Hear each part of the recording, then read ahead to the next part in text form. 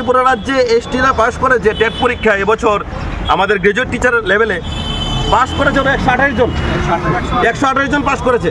ওদের জন্য সিট বরাদ্দ করা হয়েছে 359টি। এটা তো রাজ্য সরকার জানতো কতজন পাস করেছে, তাহলে 128 জন পাস করেছে, 359টি সিট এখানে পোস্ট ক্রিয়েট করা কি দরকার ছিল? নোটিফিকেশনে মেনশন করে দিলেই পারতো যে পাস করা নেই, তার জন্য আমরা এসটির বরাদ্দ সিটগুলো, অতিরিক্ত সিটগুলো আমরা ইউআর ক্যাটাগরিতে নেব। দেখা যাচ্ছে ত্রিপুরায় নেই শিক্ষক। সমস্ত মন্ত্রী মিনিস্টার তারা একটাই কথা বলছে যে ত্রিপুরা রাজ্যে শিক্ষক নেই। তো যেহেতু শিক্ষক নেই, 400 স্কুল বর্তমানে ত্রিপুরা রাজ্যে 400 স্কুল সিঙ্গেল একজন শিক্ষক দিয়ে চলছে। আপনি ভাবুন, একটি রাজ্যের একটি বিদ্যালয়ের মধ্যে একজন শিক্ষক, তাহলে বিদ্যালয়ের অবস্থা কী হবে?